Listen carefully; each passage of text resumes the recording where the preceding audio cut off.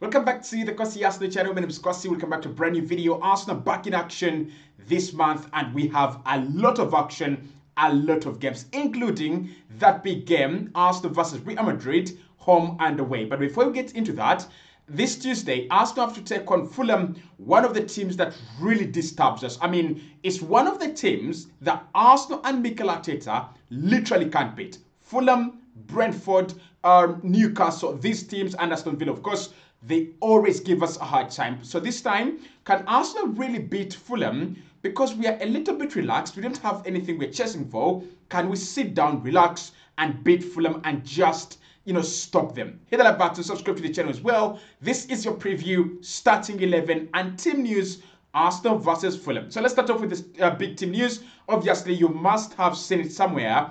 Bukayo Saka is back. It's one of the biggest stories that we are running on the Arsenal front. He's back, and we're expecting him to be 100% fully fit for the Real Madrid game. Now, for the Fulham game, personally, I would say there's no reason for him to play, but he can be part of the squad. He's already good enough. He's been training on grass. He's back in combat training with his teammates.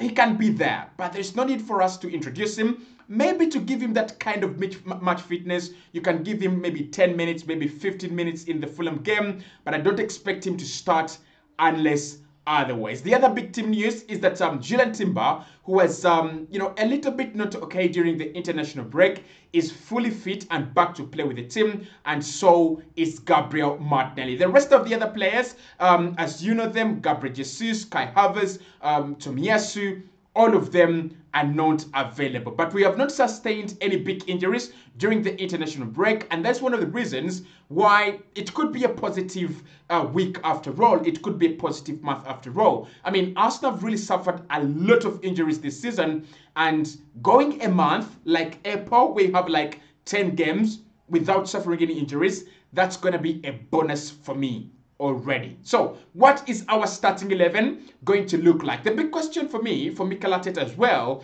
is do you rotate as you wait for Madrid in a week's time, or do you go full power, blow Fulham out of the water, and create momentum? Because this game is weird. I mean, it has nothing in terms of importance to the title charge. We are not catching Liverpool anytime soon, and so we've got to rest our players and focus on the Champions League. But then again, we need to build momentum. We need to build some confidence before we get into the Real Madrid game. You don't want to go and play Madrid with a loss. You want to play Madrid with, maybe a win at your back, trying to give you confidence and trying to back you up. So let me know, would you rotate, or should we rotate, or do we go full power, full us? This is my starting 11 in this one. Raya in goal. He has had a very good rest during the international break. Obviously, I expect him to be one of the major goalkeepers in the World Cup 2026 for Spain, but at the moment, Unai Simon is still a little bit ahead of him, but he's got a very good rest, and I expect him to be fully fit. I mean, he's one of the best goalkeepers in the world right now, and one of the best goalkeepers as well in the Premier League, one of the best players at Arsenal.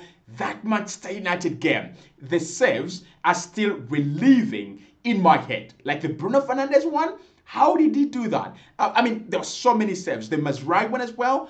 Again, listen, without David Raya this season, maybe Arsenal are third, maybe we are fourth, I don't know. He's been a very key part of our squad. The backline for me doesn't change very much, with Julian Timber coming back at right back, although I would really prefer Benjamin White. But the reason why I wouldn't play White is I want him for that Madrid game. I want him to play in that Madrid game. Now, obviously, the wingers at Madrid could be better dealt with by Julian Timber. Obviously, is a better defender than White in 1v1 situation, especially out wide. But in terms of bombing forward and giving Madrid problems, I would rather Ben White play at right back. So in this game, I want at right back, Julian Timber, Lewis Kelly, who scored his first goal for England in his debut. Like, it's crazy the way this guy is developing. He has played one game for the senior team for England, and he has already scored one goal. And what a goal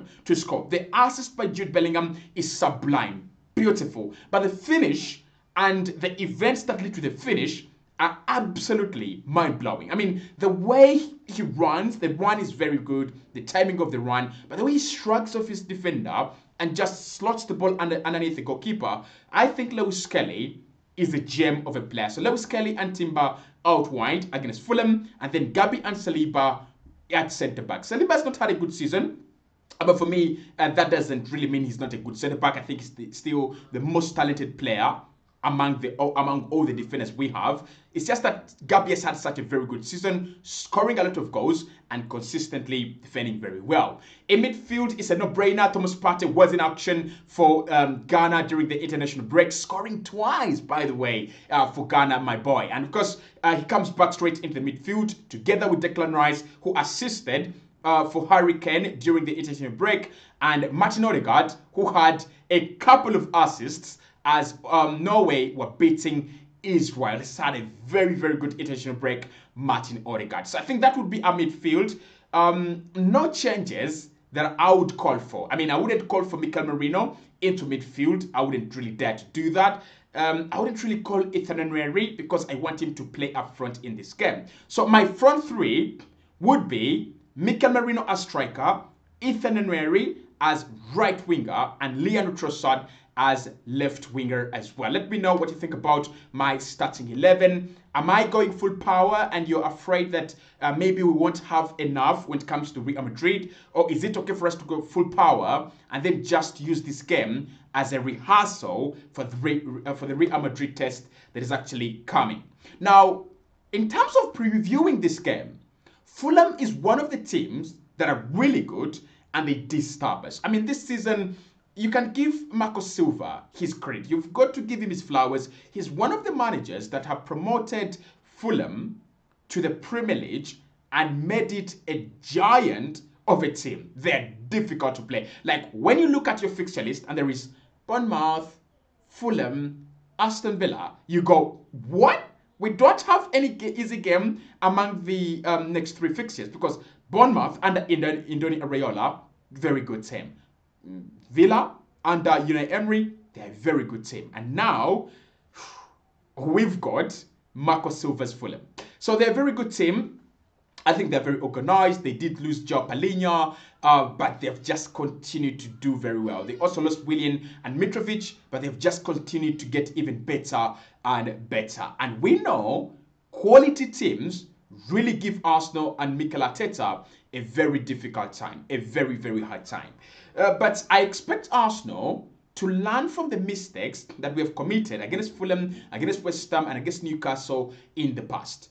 Fulham disturb us because they play a mid-block. And we've got to find a way of bypassing it. Now, if Arsenal come into this game with the same usual strategy of pass it around sideways, it's not going to work. Mid-blocks are not moved by that kind of football. It has to be quicker, it has to be sharper, and it has to be a little bit aggressive.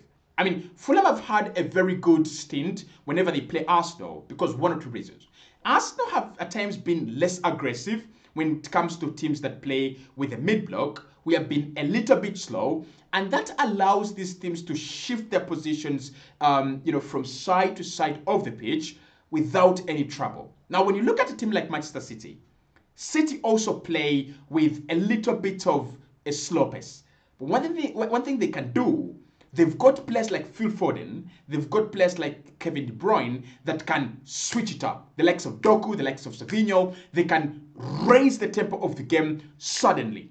That is what Arsenal don't have, and that's why we struggle against teams like this. So in this game, although I really think that nothing's changing, all the players that we have are the same ones that we're going to have until the summer, can we try to switch it up quickly? I mean, can we introduce maybe Gabriel Martinelli 60 minutes into the game? Can we introduce Ethan Nwaneri? Can we use the likes of Nwaneri, the likes of Odegaard to switch the tempo of the game? That is the only way you're going to beat Fulham. On the other end, Fulham know that Arsenal are a giant of a possessing team. We are a possession machine. We always have the ball, and we're always going to have the ball no matter what. We're a well-drilled team, and one of the drills that we actually do very well is just having the ball and making it stick.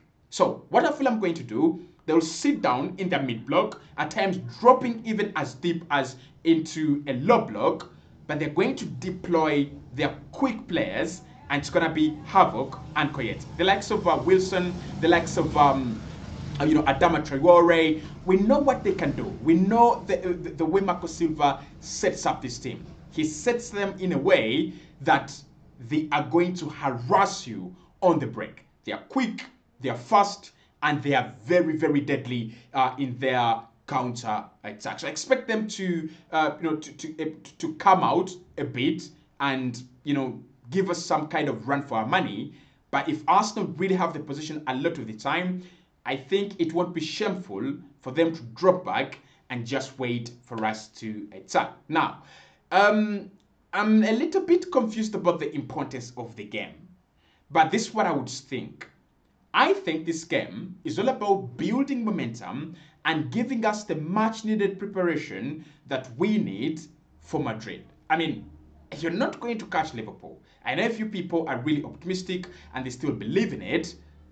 Not me though. I kind of feel like it's the end. I kind of feel like it's over.